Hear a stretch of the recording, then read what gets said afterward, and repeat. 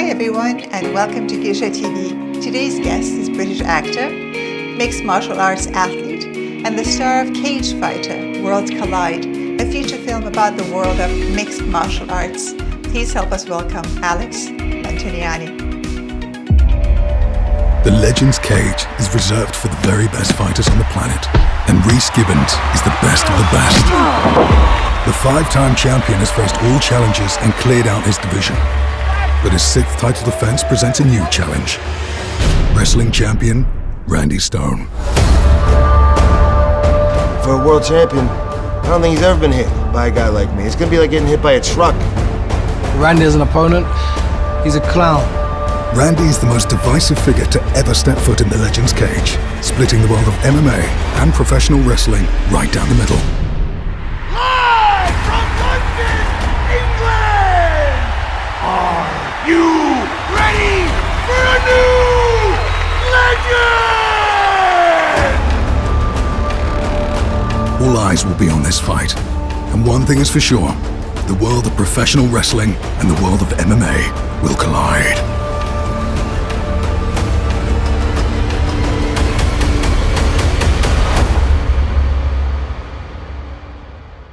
So how I got involved in MMA, I've been doing judo and boxing since the age of 4. So a long time. My dad is a judo, aikido and Brazilian jiu-jitsu black belt. So kind of had to do martial arts. I didn't really have a choice. As a kid, I didn't really like it that much. I kind of saw it as a chore. I preferred more like football or soccer in the UK. Soccer is worldwide, but football in the UK. Athletics, rugby, just cycling my bike, like kids type games. I prefer that more. But when I grew a bit older, I realized that I did enjoy judo, and I went head first and had some really good coaches around me. So I started getting really good at judo. Then I guess again that it kind of got a bit one-dimensional for me, because there's so many rules in judo, and they started bringing in more rules, like you couldn't grab the leg and do this and do that, and I was like, oh, this is so restricted. So then I was introduced to Brazilian jiu-jitsu, and I really enjoyed that. And then again, it's like on the ground, so again I found that restrictive, and I was like, you, even if you throw them a good throw, you haven't won. You then got to continue on the floor, and then it might be points, and again you can't do this and do that. And I remember I got disqualified from a couple of competitions for doing things that I didn't think were illegal, but they were. So then then I wanted to do something else, and then I was introduced to Muay Thai. And I was like, man, this is wicked. This is really fun. And then I was like, I can grapple. I'm good on the ground. I can strike. I was like, I might as well do MMA. And then that was it. The rest, as they say, is history. And I started doing MMA. And now I'm here. I think my first MMA fight was when I was 20. So I'd have been like 16 years of training before I'd been, and obviously now it's how old? I'm gonna be 33 this year, so yeah, it's been a long time. Almost what is that? Almost 30 years of training. It'll be 29 years of training this year. So. I think, like you said, what you touched on it, which I was gonna say. I think they don't understand actually how hard it is, and I guess the science behind it. Like most people think you just go, turn up, and fight. They don't see the years of training, the hard camps, the amount of money you have to spend. And like I said, it's like a science. From the diet to supplements to specific training you need to do: strength training, striking training, jiu-jitsu training, wrestling training, and all of that compiled together. Like you said, it could be years could be 1 minute in the cage, if it's a quick fight, or you get knocked out, or you knock the person out or something like this. Yeah, I think they don't understand that. When, just say for instance, they come and try an MMA session, and they realize, wow, this is really freaking hard. And I think I think that's one of the things that I understand. The amount that goes into it, the sacrifices you have to make, and how hard it is. Takes his own shaky legs out there. He really looks unsure of himself. Hands up. Do some hand fighting. Do some hand fighting, man. He's got to keep staying away from him, though. He needs to keep those hands up.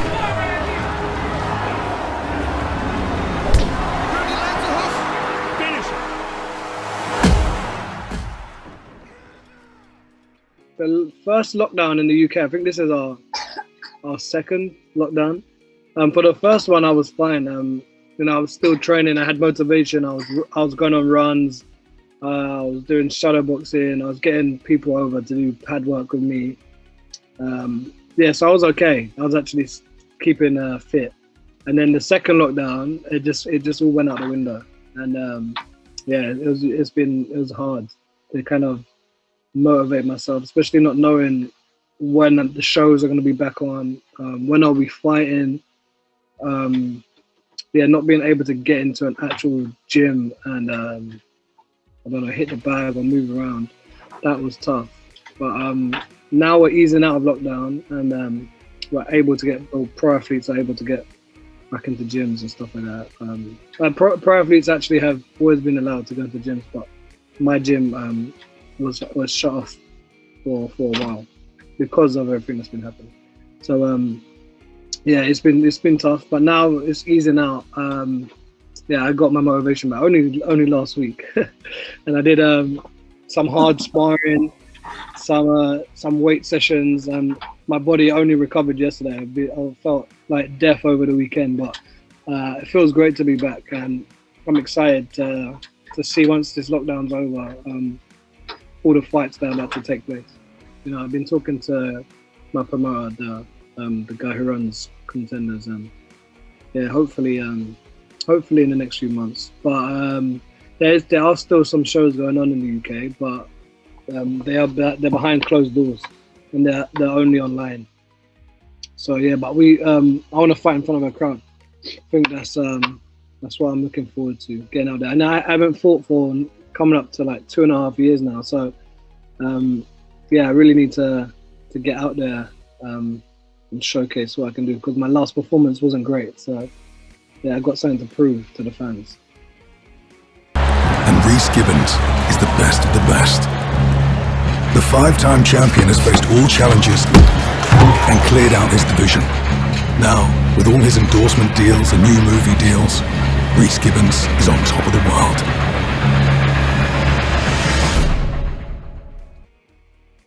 So how I met Jesse, the director of Cagefighter, we went to the same jiu-jitsu school. So I met him when I was 18, so a long time ago now. We were training under the same jiu-jitsu school. And then I went off and went to a new school and was fighting on Bama, which was one of Europe's biggest MMA shows. I was smashing it. I was doing all that magazine shoots for them and all stuff like that. Then they contacted me one day and said, "Oh, do you want to do like a film?" And I wasn't too sure, because I was flying high, smashing people on that show. So I was like, I don't know, I just want to fight. And they said, "Oh, it's only like a day." So I said, "All right, I'll go down there and talk to the guy." So I went there and it was Jesse, and he was like, "Oh shit!" Like we went to the same school, and I was like, "Oh yeah, like what's happening?" So we had known each other for a while. He said I got the role, and we did the filming, and it was actually for the trailer for Cagefighter. So it was some years ago now. And then after that, he actually told me that I was actually pretty good at acting, and I should maybe look into that. So I was like, cool, and that was the start of my acting career. So like 7 years ago now. And then after that, I got an agent, so again loads of roles. Then Jesse called me again saying, "No, Cagefighter, the feature is looking to get made. Do you want to?" Actually, he went to cast me for the lead at the start, but the production team wanted to go with someone else. Jesse always wanted me, but the production team wanted someone else. So then he said, "Do you want to come on board as a fight choreographer, and like you can have a different role in it?" And I said, "Yeah, of course, whatever you need." So then we were working hard behind the scenes, for I think over a year, getting all the fight scenes done, making them tight. And then a couple of weeks before filming, the lead, or the person who was supposed to be the lead, had to pull out for personal reasons. And yeah, then they were like, man, who can we cast? There's like 2 weeks. We got to get an actor who can fight or who can learn like all of these fights in 2 weeks. Man, this is gonna be crazy. And then they were like, well, why don't we cast Alex again? So then I had to go through some castings. Then yeah, after that they said I got the role, and it actually worked out perfectly. I flew over there, got it done. But then during the fight scenes on I think the first day, I ruptured the top of my groin and the bottom of my abs, so either side of the pelvis, so like this. So I was most excruciating pain. I've done some crazy injuries. But I still had 4 days of fight scenes left. So yeah, I had to suck it up the best I could, hobbling around. I had to psych myself up before every take. Felt like the days were never ending. But yeah, I'm a true soldier. So I got it done, and I think they turned out okay, seeing that I could barely walk. I think they turned out all right.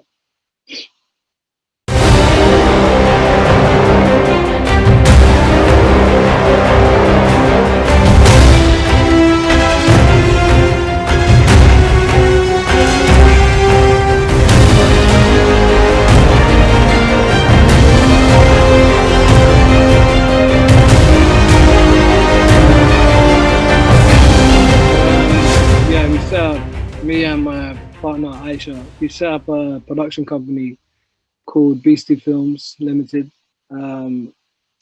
She is actually a book author, so she's she's been giving me tips about writing. I actually have finished off writing a series called A Complex Occupation. So under this Beastie Films, this will be our first production that we have done.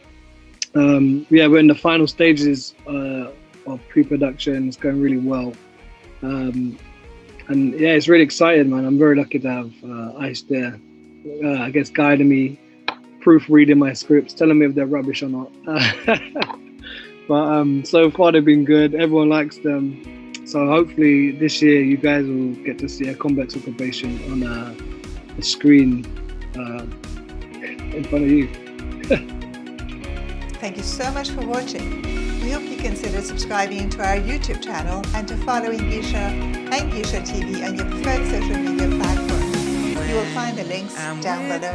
Hope to see you soon. I can't help but wondering, just when will I see you again? When I'm with you, I can't help but wondering, when will I see you again?